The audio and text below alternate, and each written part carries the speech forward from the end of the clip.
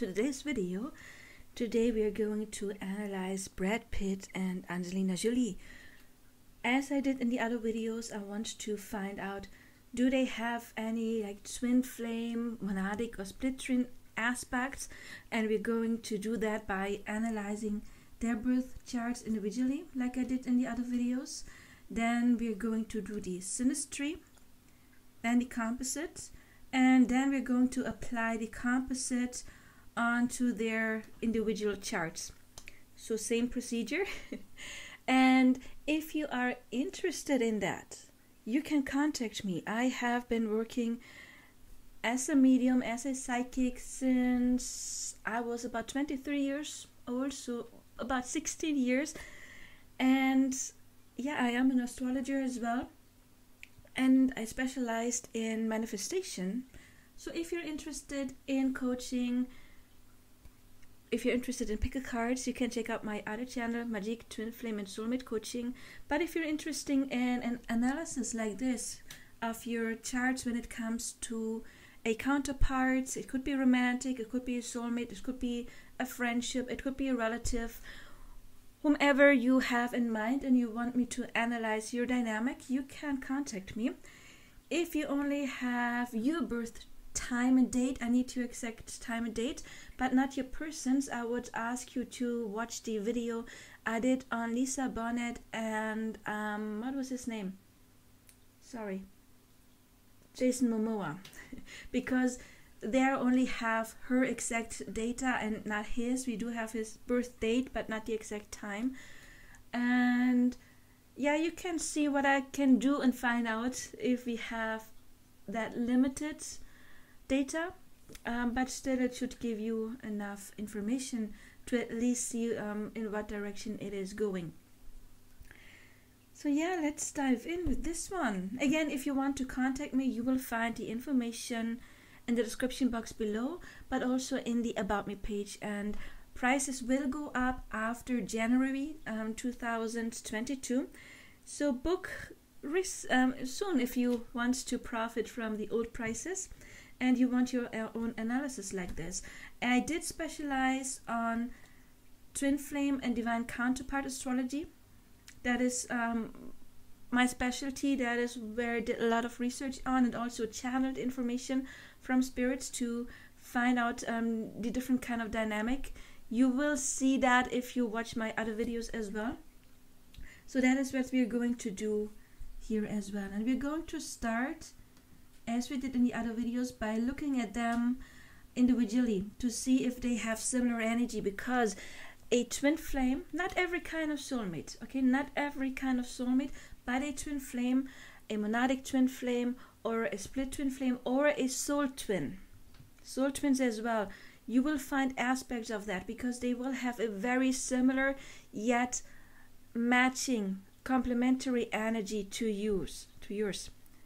And that definitely shows in astrology and also in other things like numerology, maybe names, whatever it is, but we're focusing on astrology here.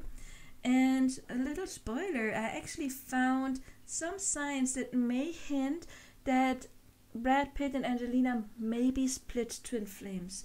I never ever say 100% yes they are. To be honest, I am not 100% sure. I did find things that would hint to that, but I didn't find many things. There are a couple of them. At least I can tell you they are very high level soulmates. We also saw that when we analyzed Brad Pitt and Jennifer Aniston, different kind of soulmates. They have a relationship that could have lasted, that they could have made work, or maybe someday they but Brad and Angelina is a bit more chaotic. However, we do have traces that it is a high level soul connection, definitely, and it actually even may be a split twin flame connection, which means if they choose this connection, even though there has been a lot of chaos, they can make it work. I don't know them personally, I just know that there is a lot of stuff going on in the media about them. I haven't really read into that a lot, so I don't honestly know a lot about it. it's just some things you pick up. So it is quite dramatic, I assume, like split twins can be. However, I always say split twins usually are not toxic, and I think having a battle in front of the whole world, to me, is a bit like a toxic thing, whereas a split twin like connection, usually we are in pain because our expectations don't get fulfilled. So there's a bit of a different dynamic.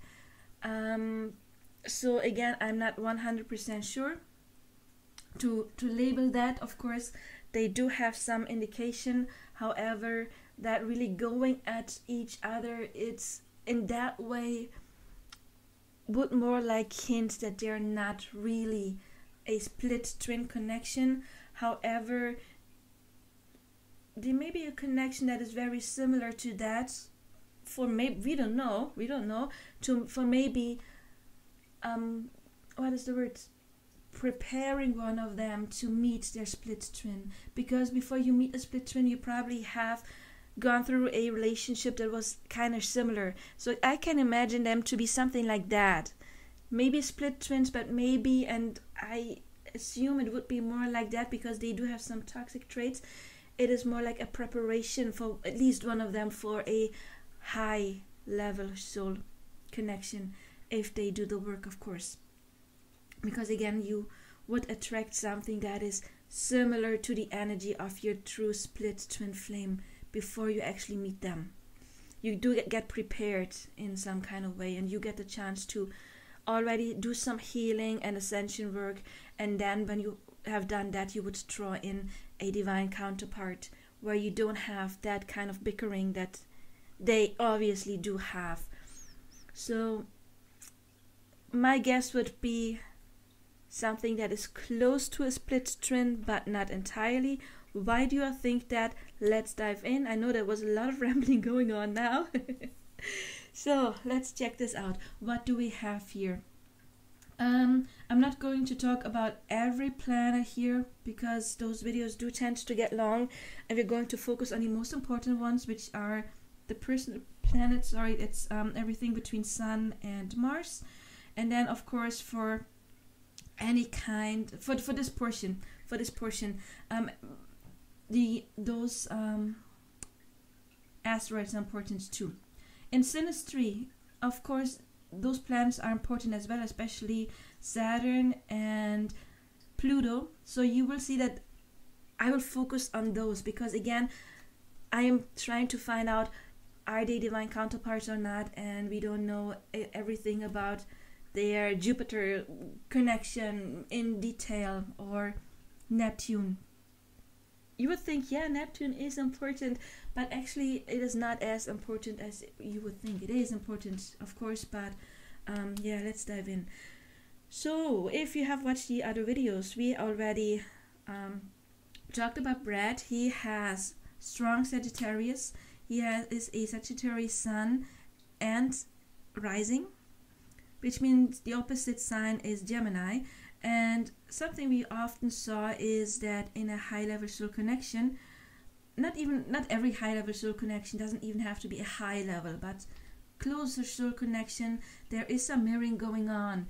And if you watched my video on different kind of soul connections, if not, I would advise you to do that first.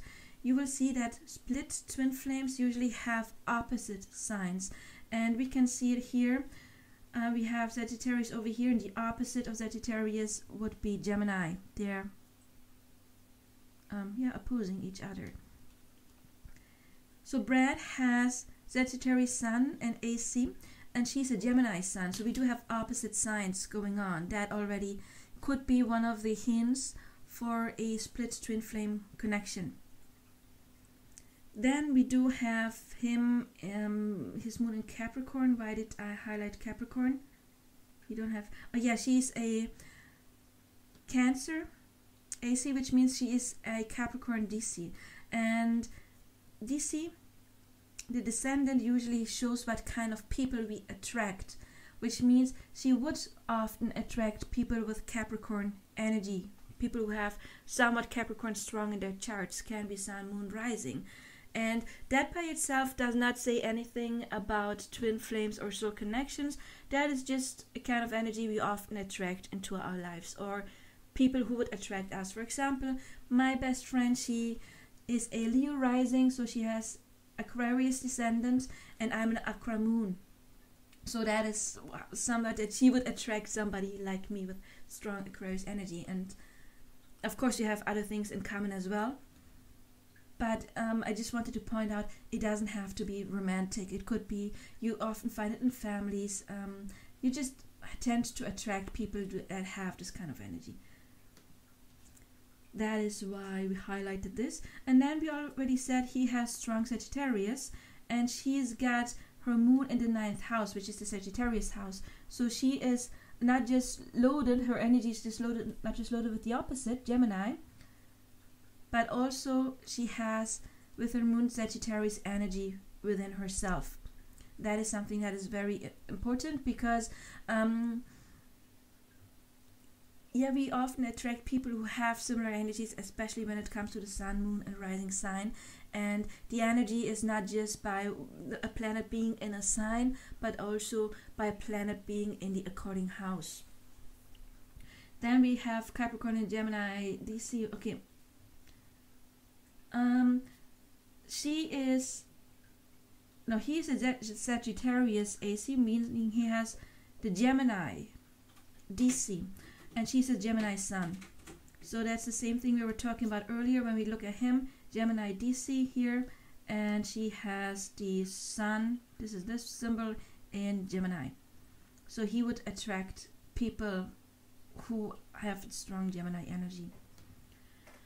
So that by itself doesn't say anything about what kind of soul connection, except for this can be a first hint, but you need more. One thing like opposite signs is not enough. It is most definitely not enough to say it is this kind of soul connection. You need a lot more. Then one thing important, we have Venus, and we've got Capricorn and Cancer, and those are opposite signs as well. We can check that here. If we do have, this is the Capricorn sign, and Cancer is on the other signs, which means they kind of have like the yin-yang energy, complementary energy, or actually opposite energy, opposite but complementary if you make it work when it comes to Venus, their love. One thing that is very important when you look for split twin flames, they do have opposite energies, but they must have sameness as well, because if everything is just opposite and you don't find any middle ground, you cannot make it work, because then you have just a person who's the complete opposite of you, and that is hard to ground. It's hard to find a middle. And we do have the similarity when it comes to Sagittarius, because she's got the moon in the Sagittarius house of Sagittarius, and that is one thing that would indicate the sameness, even though there is difference going on with their sun and with their Venus sign. And Mars is similar. Brad has Mars in Capricorn, but it's in the first house, which is the Aries house, and she's got it in Aries. So they do have this connection, Mars being in a similar energy, even if it's not exactly the same sign, but it's sign and house. So the first house is also Aries energy.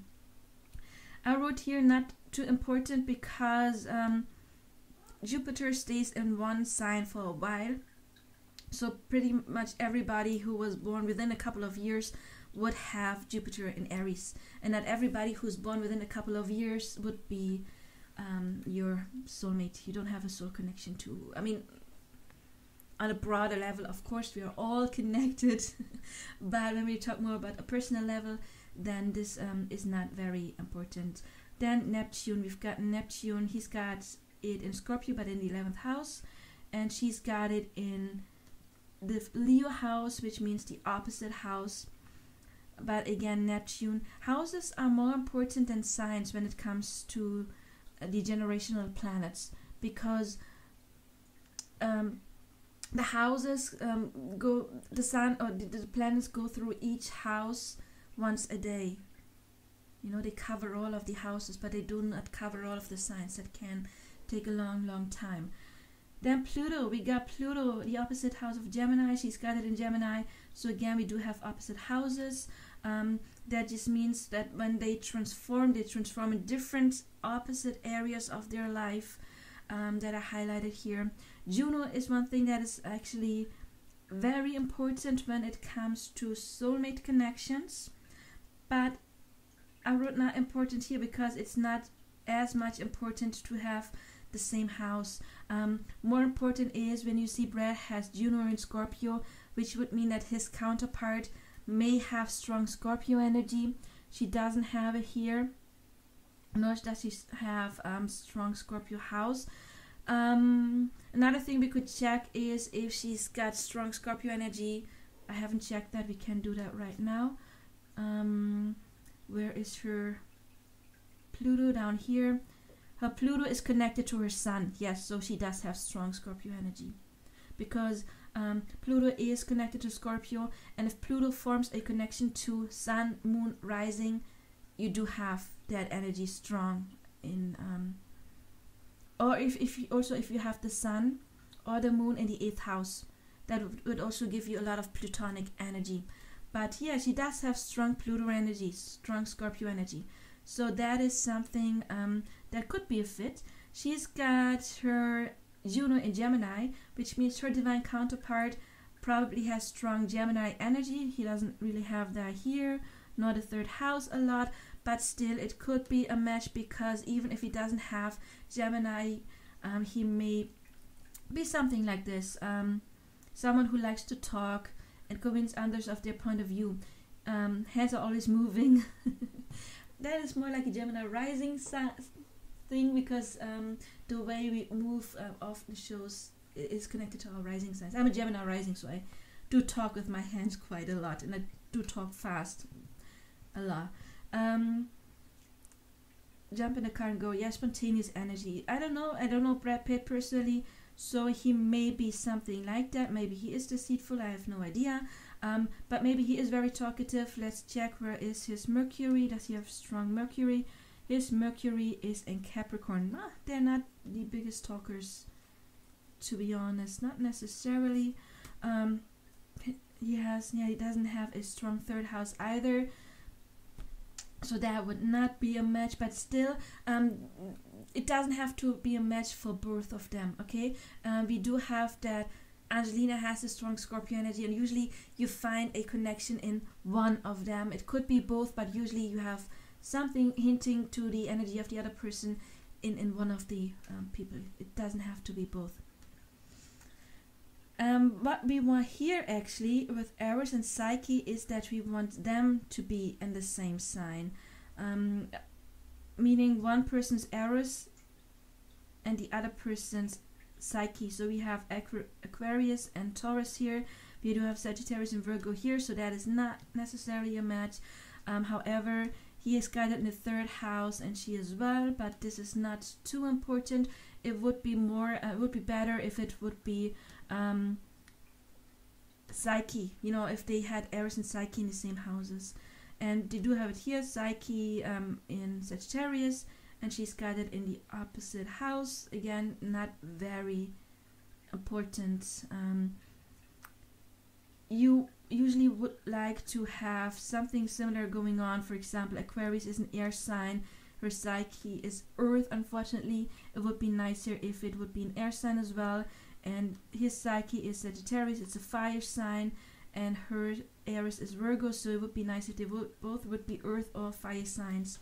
So that is something you would look when you check the asteroids, which again for high level solar connections are important. We do have the Juno connection we just checked, with Angelina having actually strong Scorpio with that trine Pluto Sun.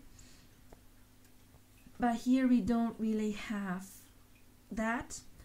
With a true twin flame, you would find, like when I say true twin flame, I mean monadic twin flame, or probably even like a split twin flame. As I said, I think there are some energy that's similar to a split twin flame, maybe to prepare them for the real thing. I don't know what path they choose.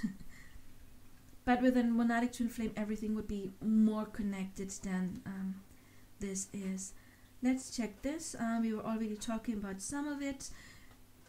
A monadic twin flame would have a lot of this going on, like fire and water signs. Like for example, having the sun, one person in fire, the other one in water. Even more, one person in Leo, and the match of Leo is Cancer because they rule sun and moon, or Sagittarius and Pisces because both are ruled by Jupiter. And then we do have the earth signs. And split twins, it would be more like there's the two masculine signs and the two earth signs that are the opposite sign or house. So to make it a bit more easier, I didn't fulfill like fill everything in like in the last videos. I said no. Here just focused on what do we have. We do have because Jupiter is both in Aries, and here with the match I was looking if they have like trine energy, like the same element. Yes, they do have the same element, fire, but it's also the same sign. The same sign cannot form a trine. So I wrote because again, same element, but also same sign. It would have been better if one of them had Aries and the other one would have either Leo or Sagittarius. But again, Jupiter is not as important. More important would be the personal planets. So we do have an here. Opposites, we were talking about this. We've got fire and air, and you see fire and air are opposites. You can't see it here because every red one, well here it's green, often it's yellow, but every fire sign has air on the opposite here and here, here. And earth always has water opposites. You can see that there. So they do have that with the sun and Venus. We were talking about that. And then yin yang. Yin yang, we have fire and air, which are opposites but not yin yang. Yin yang energy again would be fire, water, air, earth. You wrote down here because it is fire and water, yes, but Sagittarius would be, we have Cancer here. The perfect match for Sagittarius would be Pisces because both are ruled by Jupiter. Here we have earth and air, so we have this, but again it's an because the perfect match for Capricorn would be Aquarius because both are ruled by Saturn. Capricorn is the yin, the feminine aspect of Saturn, and Aquarius would be yang, the masculine part of Saturn. And for Gemini it would be Virgo because both are ruled by Mercury. Then we do have an here again because we got Uranus and Virgo and Libra.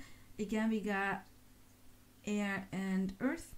But Libra, the opposite would be Taurus because Libra is the masculine aspect of Venus and Taurus is the feminine aspect of Venus. So the yin-yang signs for Venus would be Libra and Taurus. If you want to know about this, then please check out my video where I was talking about different types of high-level soulmate or divine counterpart connections. I go into detail in that video. Anyway, we do have here. We don't have a perfect match. We got the water and fire. We got the air and earth, but just not the perfect match when it comes to yin-yang. A true twin flame would have, of course, a lot of yeses going on here. Several yeses. Especially, of course, important, as I usually say, are the personal planets. The other planets over here are the generational planets are not as important. And here we actually, Juno is not as important here. It's more important to have that one person has the strong energy of the other Juno sign, like we just checked with Angelina, and she's got the strong Scorpio energy because of the Sun Pluto trine. Notes are somewhat important as well, but Eros and Psyche, again here you want to do it crisscross.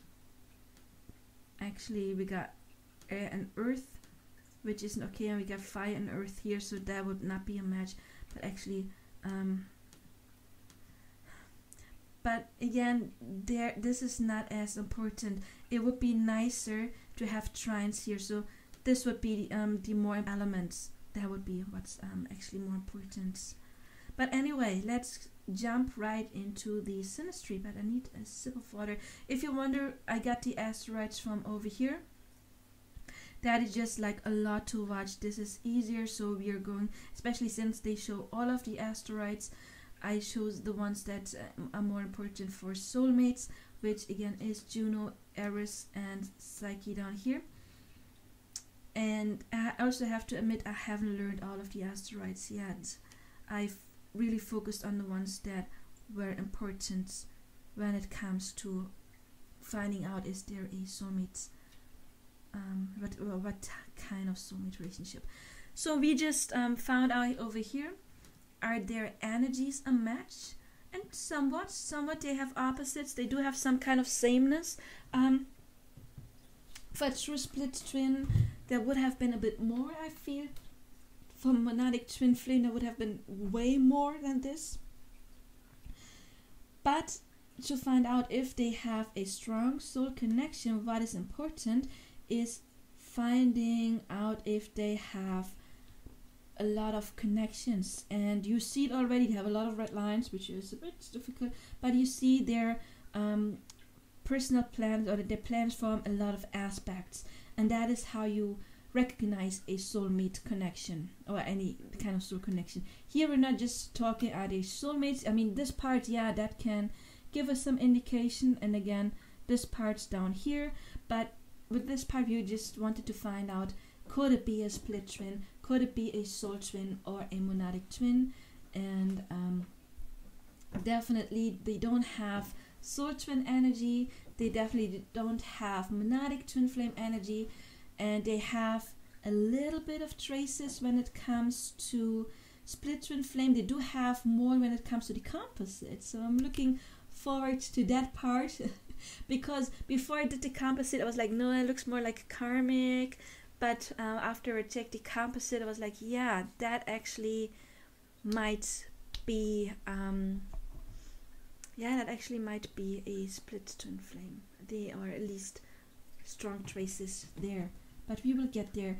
Now we are here in Synastry. Brad, as usually, is the blue, and Angelina would be the orange energy. And you see there is a lot of context between their personal planets. We do see a lot of red, which would not be that uncommon for split twin flames, and split twin flames actually come into our lives to teach us lessons, to overcome stuff. However, I always say they usually don't go at each other's throats. It's difficult connections because there's a lot of learning and healing going on. But let's dive right in. Wait. Okay, I got my notes. The very first thing, again, you can say there's a lot of aspects. So we do talk about a strong soul connection here. The more aspects you have, the stronger it is. Especially, of course, if it's between your personal planets. If it's more the generational planets, then that doesn't say much. It doesn't really say anything. We need the personal planets. So when we're talking about soul connections, we have to talk about the notes, of course, and we've got Angelina's notes here. They're going into Brad's 12th house. You see it's his 12th, you see the tiny 12th here, and this is her north node going from the 6th to the 12th, which can indicate some kind of spiritual growth that she triggered in him that is somewhat fated, or not just in him, that they both have this kind of transcendental connection, and there is some growth going on here. When we look at Brad's north nodes, we do have it here, it does form a connection to Saturn, which can indicate that this relationship was also meant to last, maybe not for forever. Nothing is set in stone, but at least for a while. And they were together for I don't know how many years, but enough years to have several children, right? So this would be a connection. Yeah, it is fated, and it was fated to last and to be lived and to be grounded. Maybe not for the rest of their lives, but at least for a while. But another thing, which is basically a jackpot when it comes to soul connections, is the vortex. Why the vortex? The vortex is talking about fate. If you don't have any vortex connections with a person, it's not a fated connection. You need something happening here with the vortex when we're talking about fated connection, destined. And look at that, we have his vortex right on her Venus and on her AC. This shows me they were destined to meet. They were destined to love one another. And again, destiny does not always mean for the rest of their life, because even if they were destined to meet, you have to do the work. You have to do the work. You have to transform. You have to be kind to one another. And we do have an aspect here that we're going to talk about later that tells me that they may not have always been very nice to one another, but definitely destiny, especially also with the vortex conjuncting the ascendant. And that is something, if it happens once, it always happens twice, because we got it here as well, her vortex on his ascendant. That is quite typical. If one person's matching one person's ascendant, then the other person's vortex is conjuncting their ascendant as well. Ascendant, what did I say? AC. I don't know, I can't talk right now. This shows that it is a very strong connection, and it shows that it would have power to last. It could have, if they had made it work.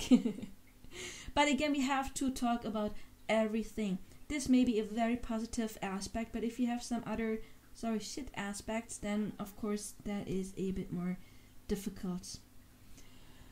But that alone, it shows they were definitely destined to meet. Another thing, when we're talking about destiny and grounding it, would of course be Saturn, because Saturn is one of the more karmic planets, and also the planet of commitment. So what we have here, it is with Brad's Saturn. Where is it? I didn't write down where it is. There it is, trining. Oh yeah, trining Angelina's Sun. Again, beautiful aspect. This aspect can talk about a relationship that can make it last if you make it work. And then we do have her Saturn over here, which we also already said is conjunct to his North Node and in opposition of the Moon. That, and also Venus. It sounds rough, it can be rough, but again, that aspect shows they could have made it work long term, because Saturn again is the planet of karma, but also stability. And in an opposition, in a trine, it's more the stability aspect that plays a role. In an opposition, it's kind of both, and in a square, it's more the karma aspect. Okay, so in opposition, this shows you, yeah, there are some kind of issues that need to be overcome, or that they need to deal with, because Saturn can be very strict. It can be, so with this aspect, I can imagine that maybe she was trying to make the rules and tell him what to do. That could have been something that she, yeah, kind of like took the lead and tried to influence him or bend him in a way that she liked. That could have been an aspect, definitely. And I think, again, I've never read a lot of interviews, but I think actually that is something that may have happened, that she tried to interfere with who's his friend, who, like what friends he could see or something like that. I don't know. I honestly don't know enough. You can comment it below. That would be interesting. But again, Saturn can be like a parental role, like taking the lead and trying to, not mother, it's the planet of father, more likely to father the other person and making rules and guidelines. That could be a negative aspect. A positive aspect, again, when we have the Moon and the Venus, it's, we want emotional stability and a connection between the Moon and the Venus to another person. Saturn kind of like means we get the stability from the other person, and that can be something that is long lasting. I usually really much like seeing positive connections. So not positive would have been a conjunction or a trine, to be honest. Squares are harsh, but I usually like seeing connections between Saturn, somebody's Venus or Moon, because that means being serious.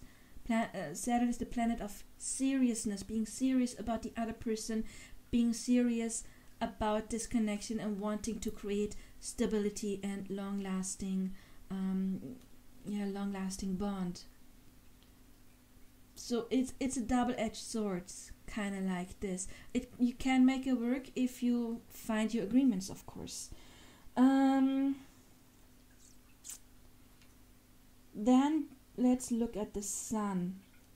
We have Angelina's sun on his descendant, which means he attracted. We were talking earlier about what we attract, right? And the descendant shows, yeah, he has a descendant in Gemini, so you would attract somebody who has strong Gemini energy, and she has that. And when the sun is right on his descendant, or at least pretty close, it's at 13 degree, and the ascendant is at 11 degree. So that's a close conjunction. That makes that aspect even stronger, that she's kind of like what he wanted in a partner. It is in the 7th house, which is very lovely, and I always say that is an aspect I love, seeing the sun or the moon in the other person's 1st, 2nd, 7th or 8th house. 8th can go either way, like we have with this her Venus here. We're going to talk about that as well. Of course, if it's like an unhealthy sun, a conflicted sun, it can cause damage in any house. But usually the Mars houses and the Venus houses are my personal favorite placements for a relationship. The Mars houses are the 1st and the 8th, and the Venus houses are the 2nd and the 7th, and we do have a Venus house here. Also, the way she thinks is very attractive to him.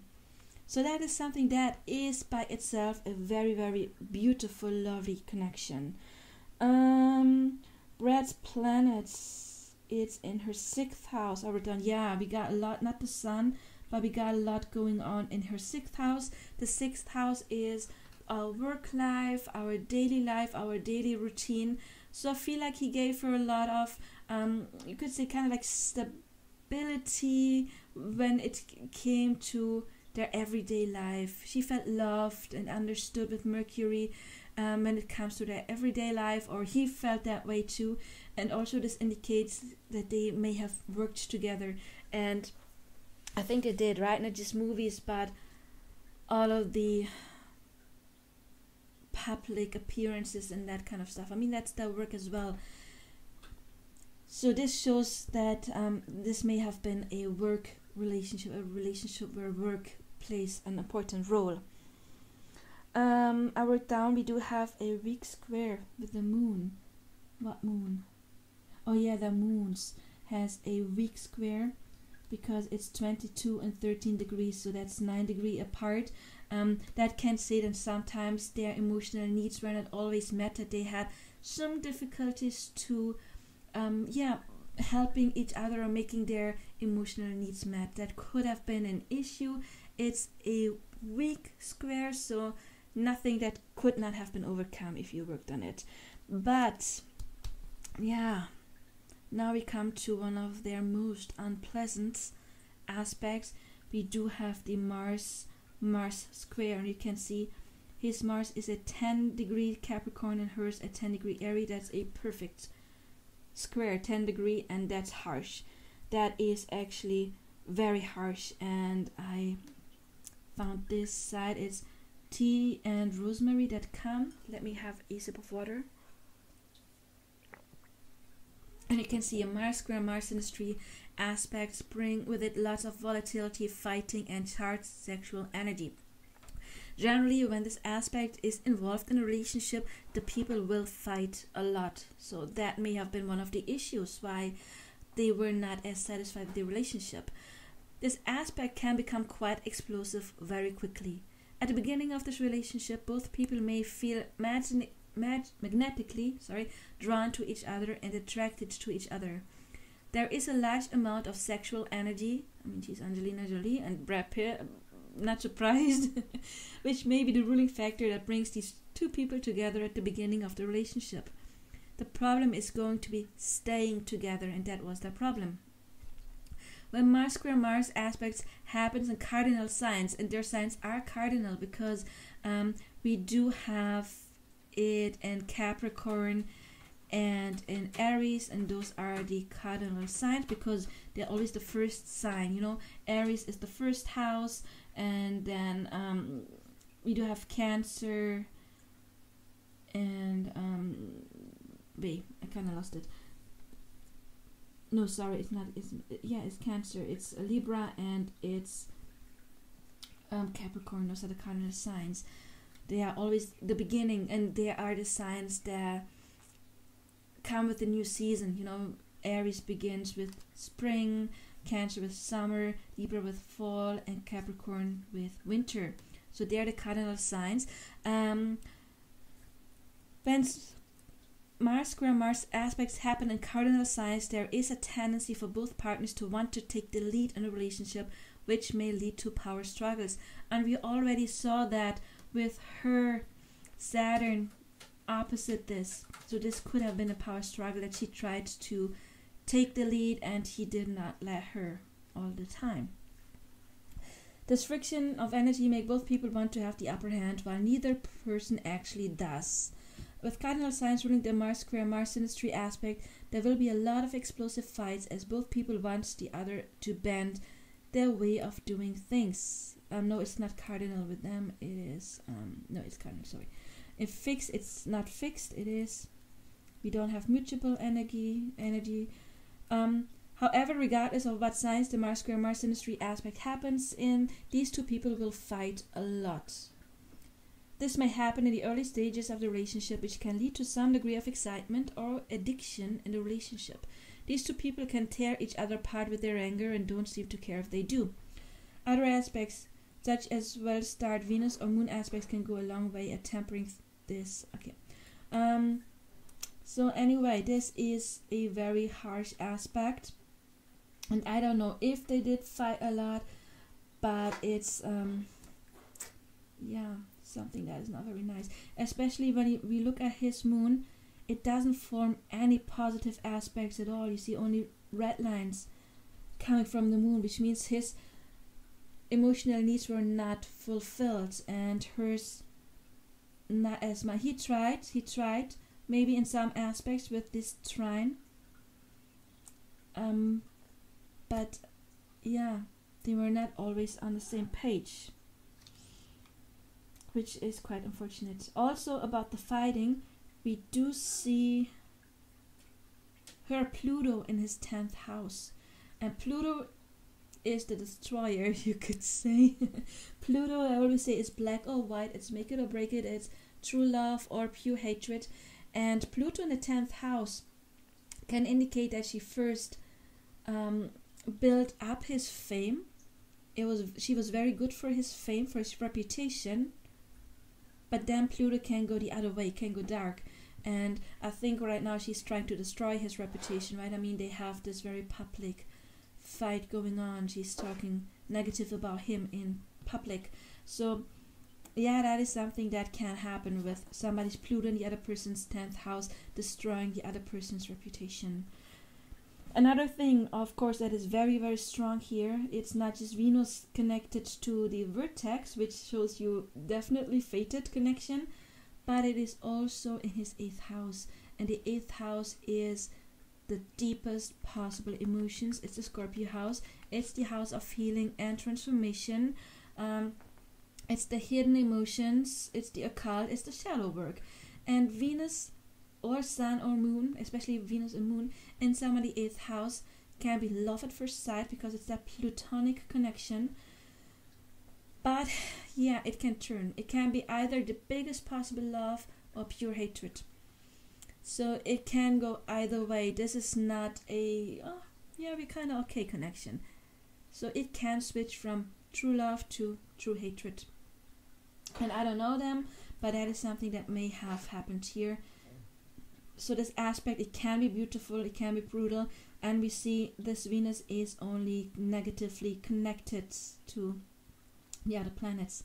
It would be okay, it would be a beautiful thing if it had trines or conjunctions, even trines or even sextiles, but especially trines. Trines are the most flowing connections and easiest connections. So that would show you it would be more the true love aspect, but the red lines here show you it's more the karmic negative aspect. So that could be another thing along with the Mars-Mars squares why it did not work. As usually, it can be overcome. Everything can be overcome if you do the work. Because we attract things, we attract lessons, right? And if we heal our lessons, then we can go on to the next step, even with that person we want. And also that is what manifestation is. Once you clear your old beliefs, you can manifest a beautiful connection with any person. So they could have made it work, but again, this would have required some kind of work. It's a tough one. Then, yeah, also, I don't know if I already mentioned it, their sun and moons. Look, here she's got this beautiful aspect to her sun, with the sextile with his Jupiter, which is pretty. Then we were talking about this, but then we got love squares going on here, and her moon only red lines. His moon only red lines. Then his sun, we've got the conjunction, the opposition with Mercury, meaning that sometimes they thought similar, or he liked how she thought, her way of thinking, but still sometimes it was very different from his way of thinking and doing things. Yeah, we do have a beautiful sextile here, but it's with Uranus, which is not as important. I think he liked her spontaneity. That was something he did like about her, at least maybe in the beginning. But yeah, when it comes to their emotional needs, we do see a lot of red lines, a lot of karmic lessons that would have needed to be overcome.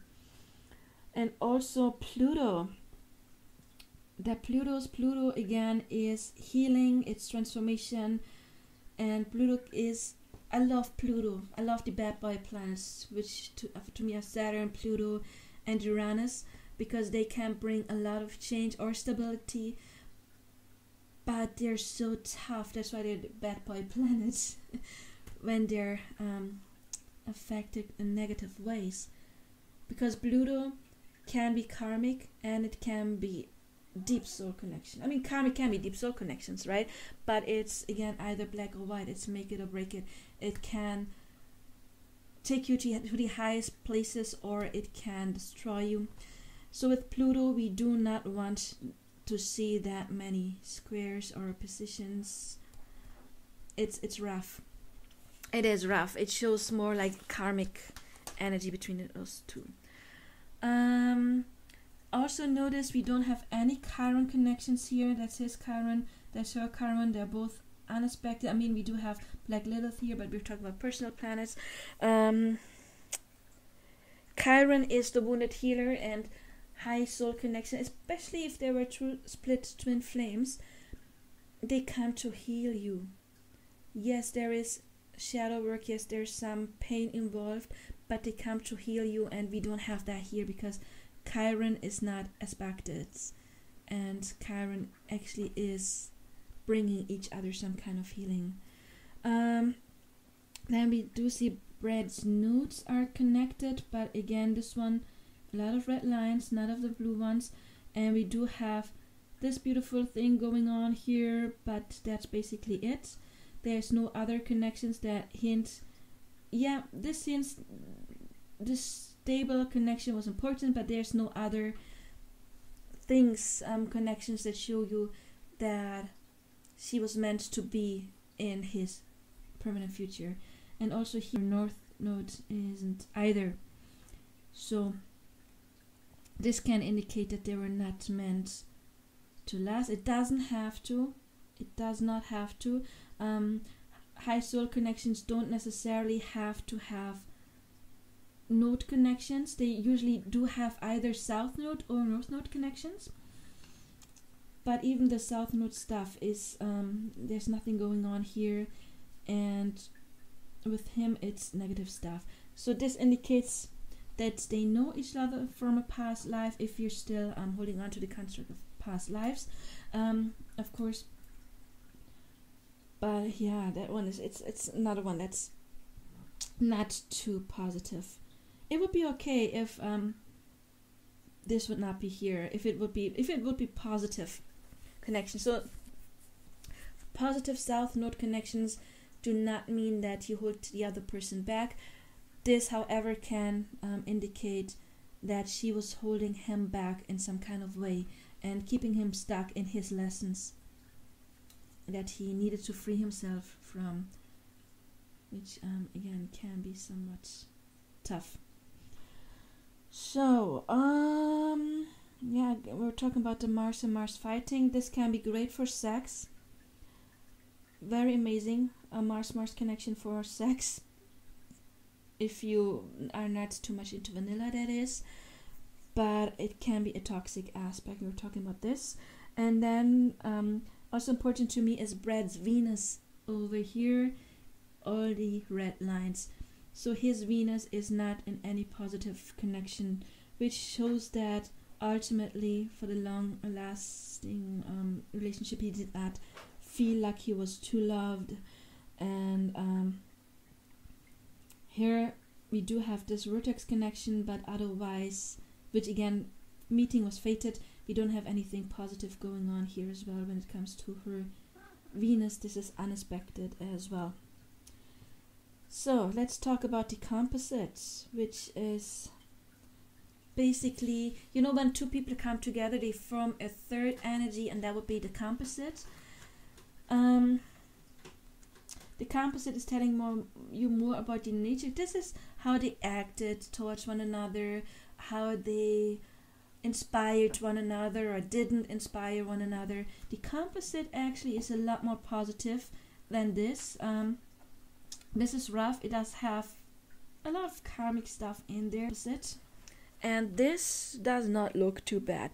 I was mentioning earlier, why do you think that they do have split twin energy? Because just this we got going on here with Venus is not enough. It's not enough. You can't just take it. It's not enough. You need more. But here, as you see, they got the ascendant in Libra.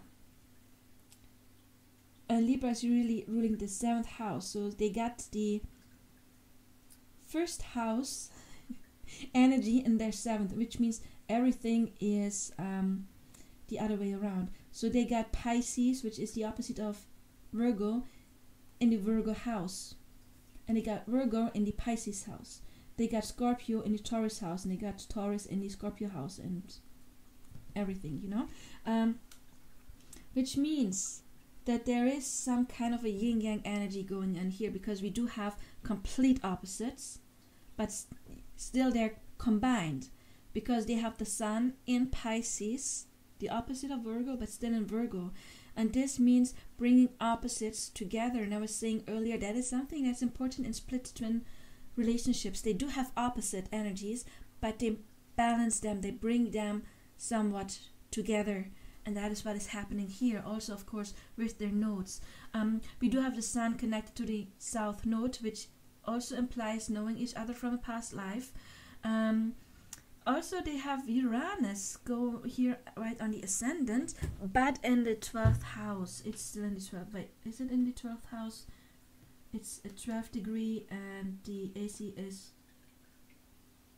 Wait, what? No, where am I? No, Uranus is in the 12th house. It's at 4 degree. It's in the 12th house. Sorry, and the AC starts with at 5 degree. So Uranus can bring some fighting as well. It is sudden change. It is sudden shifts. It can create chaos. But in the 12th house is what has been hidden. Also Pluto in the 12th house, meaning people didn't see what chaos was within the connection. They kept it hidden until, of course, then it exploded and We do have here like destroying the other person's reputation. He might be try to destroy her self-worth or money. Maybe, I don't know what's going on. If maybe he may be suing her for money, something like that, because the second house is money.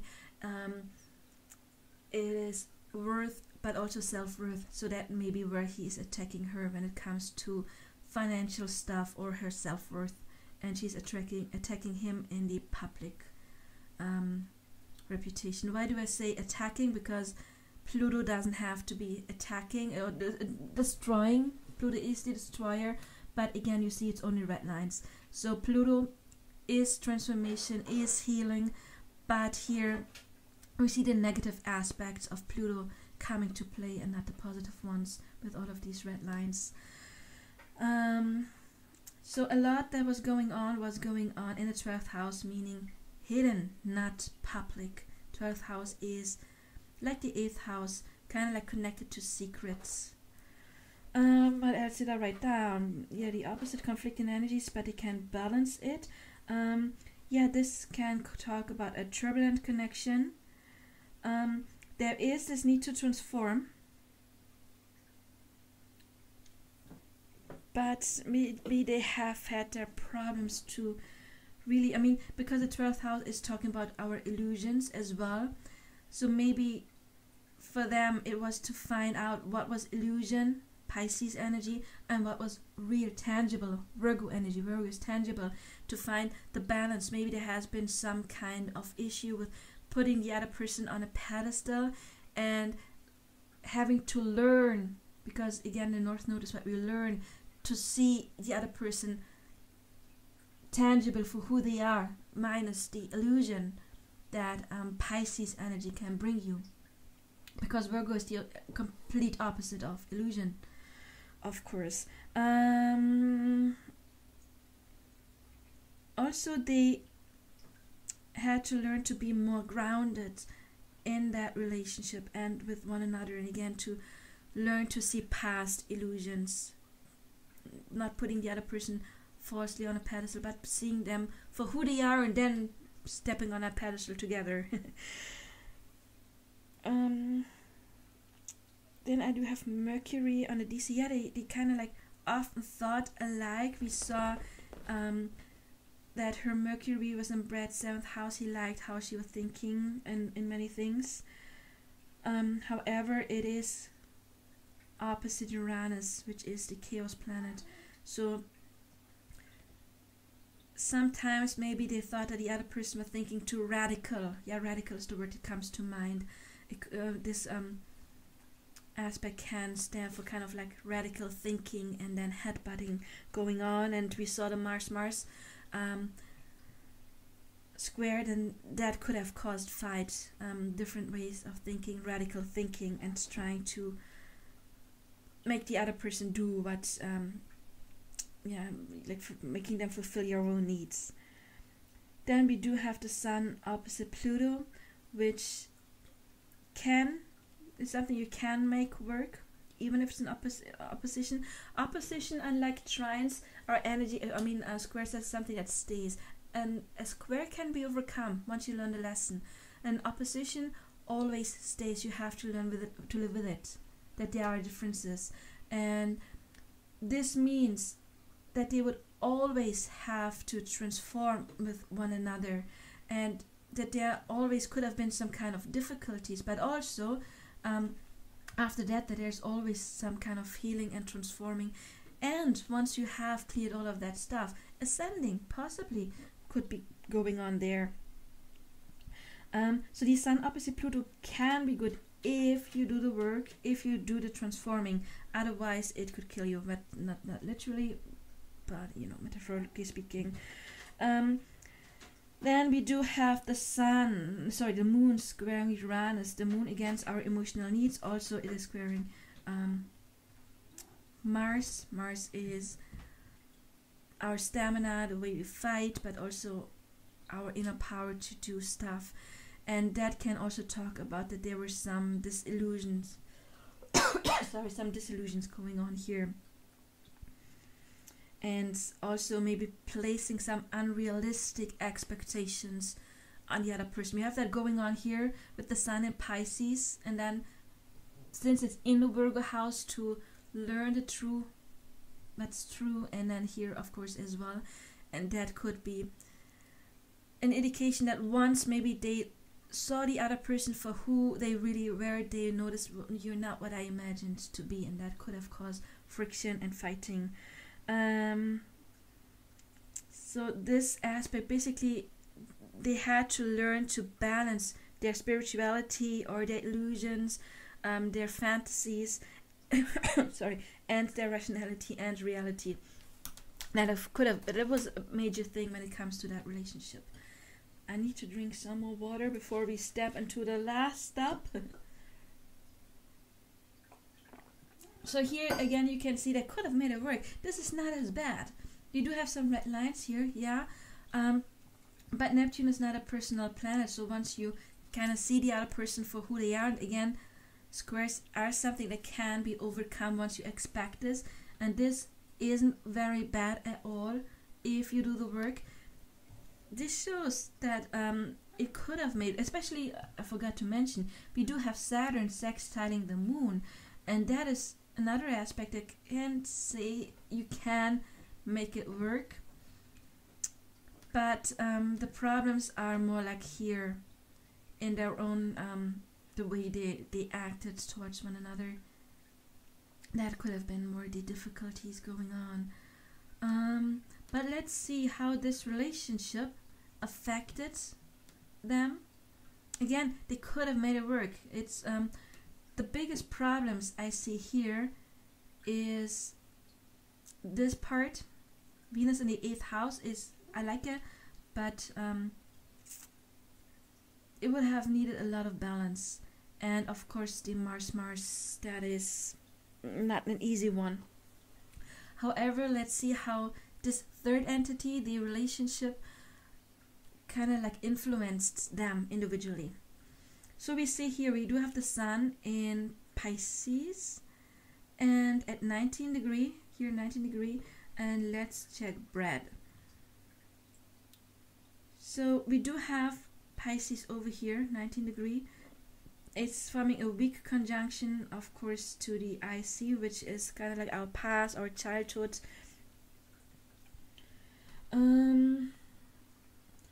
Also, it is trining. Wait, it's up. It's the sun. The composite sun is also in opposition of Pluto, something we saw over here as well. So everything applies that he could have made it work if he had done the work, the transforming. This relationship made him transform and heal and look at his shadows like over and over and over again. And again, it can either make you or break you. So this can indicate some kind of karmic fated connection. Again, karma is not like a punishment. Karma just indicates there is something that is not healed and you need to work to heal it, because this relationship is showing you what is the problem or not. Also, we do have a weak trine if it's here at Pisces with the nodes, the north nodes, which again highlights some kind of a karma that this relationship, even if it was not meant to last, maybe it was meant to last and it just didn't make it work, we don't know, but this shows that he learned something from it that is important for his future, maybe to have a better next relationship. However, if the sun here would be at 19 degree, it would form a square to his sun, and that again is will clashing. It is a harsh connection. The sun can be our ego, our will, and meaning that this relationship did not always fulfill his wishes or his will. Also, it is squaring his DC, and then it must be squaring the AC as well. No way, it can't be if it's no, the sun would be at 90 degree here. So yeah, it can.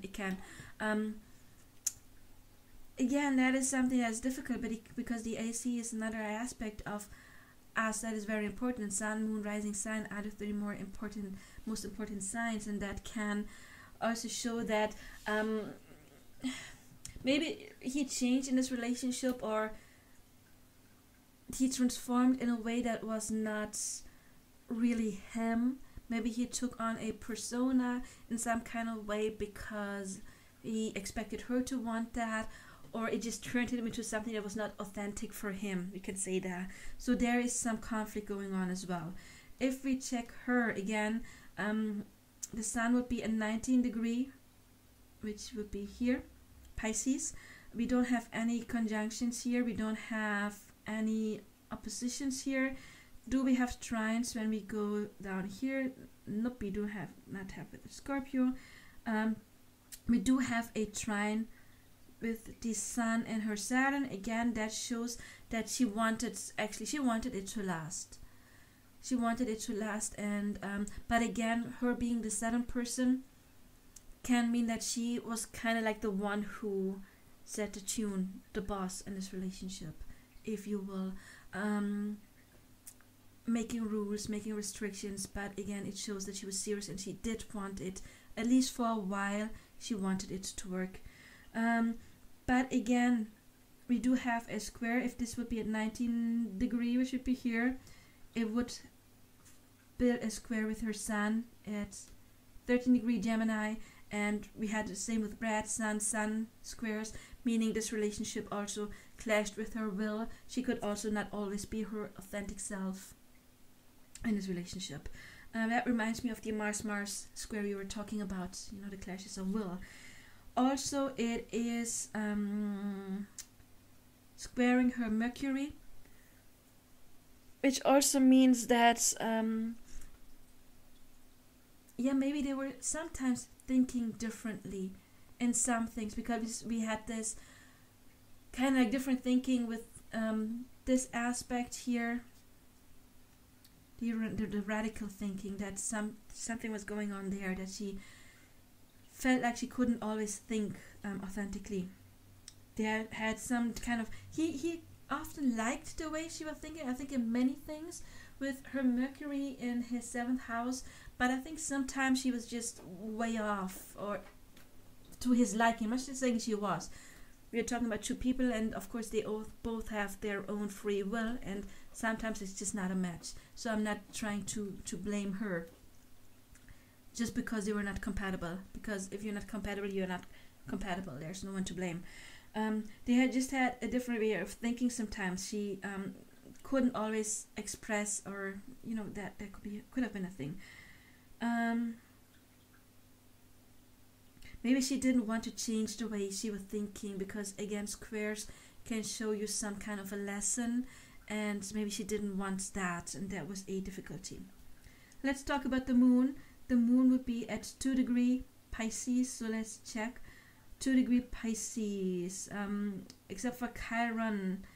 So this brought some aspect of feeling to him, not as much as strong as I would have wanted it to be, because we didn't see anything in the Synastry. But we don't really have anything going on here. We don't really have an opposition. Uranus would be weak. Do we have a trine? Nope, not here and not there. It's 2 degree Scorpio as well. Yeah, I wrote down we don't have any aspects. The moon is in his 3rd house, which again shows that communication was very important for him when the moon falls into his 3rd house, and maybe that was what was not fulfilled. Let's check her. So 2 degree, it would be here. It doesn't form any conjunction, doesn't form any opposition. Does it form a trine? Not here. There's nothing. It would form a weak. No, it would form a trine with Uranus,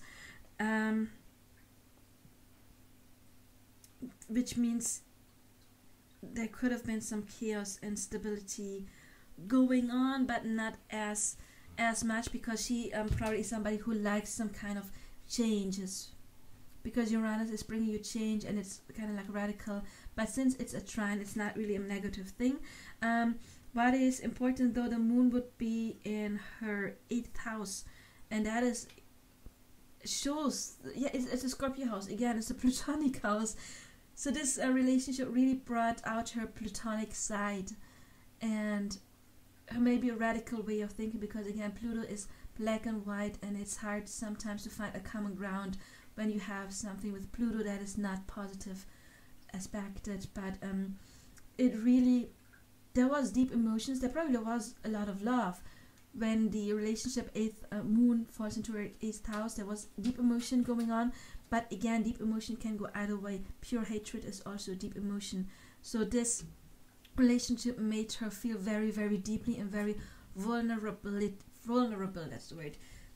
Yeah, she was very vulnerable in this relationship. Maybe that is one of the things she didn't like, and maybe that's why we do have the strong Saturn connection, where she was trying to take the lead and trying to take control, because maybe she has this problem with vulnerability, at least when it comes to him, towards him.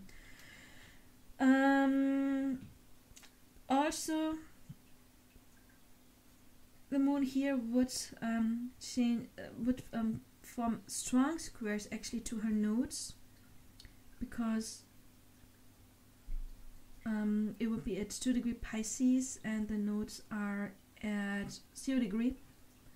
So that's just 2 degree apart, which also means that she felt kind of like stuck emotionally and felt like she couldn't develop as far as she wanted to eventually. You know, the nodes is nothing we often feel when there are problems we feel early on.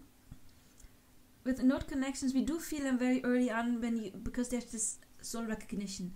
That is something we feel very early, but it often isn't very bad from the beginning. It often, because when we meet a high level soulmate, it has to be harmonious at first. If it's chaotic from day one, you just leave that behind. So you have to form a bond in order to be able to be triggered, so that souls can ascend and mirror one another and heal from each other. So there has to be this harmonious phase first, because it just goes south. But eventually it feels like she did feel stuck, like she couldn't develop the way she wanted to. Let's go to Venus. We skip Mercury, even though Mercury is very important in their relationship, obviously, their way of thinking, but we want to talk more about love. So Venus is in Libra, 25 degree. What did that with Brad? I wrote down, it is forming a trine to his Saturn. Libra would be here at 25 degree. So we're not just checking everything, I already did. It is forming a trine to his Saturn, which is here, which again means that he did want the stability, at least in the beginning as well, because again, Saturn and Venus connections are beautiful. They talk about long-lasting connections. Even the squares often talk about a connection that is long-lasting, even though it's not happy. So staying together does not necessarily mean you're happy, but this means that in the beginning it was harmonious and he did want this to last. It is also forming a trine to his DC, his descendant, which again means he attracted her because she is the strong Gemini, and another factor, he actually wanted it to last. However, it is also squaring, if it would be here 25 degree, you see his Mercury, Moon and Venus, and that is harsh. So the relationship, Venus is squaring his own Venus. Again, a square is something that you can make work, but it is harsh. It is something you need to put the effort in. It means that the energy of the relationship did not fulfill his emotional needs when it comes to the Moon emotional needs, his love language, and also the way of thinking. There has been some harsh difficulties when it comes to the Venus. Let's check her. Again, Venus would be at 25 degree. Libra down here, it is making a connection to our IC, which is our sense of our past, our motherhood. He made her a mother. I mean, that he did, right? It's conjuncting the IC. It's in opposition at the same time with the MC. The MC is our public image. So this connection had, of course, an impact on the way she looks publicly. And with an opposition, it can be either good or bad. It can have either dynamic. It just means that as long as they're together, even still afterwards, it has an impact, a long-lasting impact. That what we have with this opposition. Also, it is, of course, opposing her Jupiter. Jupiter is our sense of growth and abundance and luck. So she did grow through, I mean, she probably grew wealth and fame with this connection. It is not so much conjuncting her Mars 25 degree, because that is 10 degrees, so this would not be a conjunction. 25 degree would be here. However, the Venus here would be trining her Sun, which is amazing. So again, there was love in the beginning. She felt loved in the beginning, and she felt appreciated in the beginning. And also, as we said earlier, he, at least in the beginning, liked the way she thought, and that is probably something that she did feel if she didn't go too radical, I believe. Again, with her, I think it's like a double-edged sword, that sometimes he loved it, and then other aspects he didn't like the radical way of thinking. I think it went like either way. Could have been different topics. He liked her opinion on some things but not on others, so there could have been some kind of clash going on here. And also we're talking about Venus, and that's the thing. We saw Venus was forming a trine for Brad. Beautiful, but unfortunately it is forming a square for her, which again shows you stability even though you're not happy. So maybe she was not always happy in that relationship, and hence she tried to control him, because that we only do if we somewhat feel insecure. We don't have to control another person when we do feel secure. So maybe that was something that she felt was lacking, that she didn't get something from him that she needed. I don't know a lot about her. I know that she has had some psychological troubles in the past. Maybe she still does. I don't think she's always been a very stable person, and maybe he was not able to give her that stability that she would have liked, and that's why she took on that role, maybe trying to control it, which is again coming out of some sense of insecurity. Then let's check Saturn. Saturn again is the planet of commitment. It is at 3 degree Taurus over here. And when we check Brad's 3 degree Taurus, again we see nothing going on here. We have no opposition. What we do have, however, is a trine to his, if it would be here, a trine to his Mars. That means that he, for a while at least, put efforts into this relationship to make it work, or maybe he also, it could be that he was trying to fight if there were any sort of restrictions, that he was trying to fight it. But again, I think it would be more like fighting for the connection and not against it, because it's a trine, a very positive aspect. It's not a square.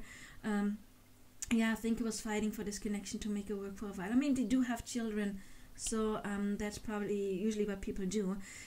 Also, it is forming a weak connection to his nodes, which are at 12 degrees, so it's 9 degrees apart. So it means that, that connection was there to teach him some karmic lesson, definitely. For her, again, in 3 degree Taurus would be somewhat over here. It's not forming a conjunction to a Chiron, because with asteroids we don't want more than 2 or 3 degree orb. It is forming an opposition, to her, it would be here, to her Uranus. And again, that could mean that she didn't get the sense of stability, because again, Saturn is the planet of stability and Uranus is the planet of chaos. So that may have been something that was going on. I mean, they were very public. They were probably traveling a lot. There was a lot going on, a lot of work, a lot of stuff, a lot of, paparazzi, people maybe interfering, I don't know.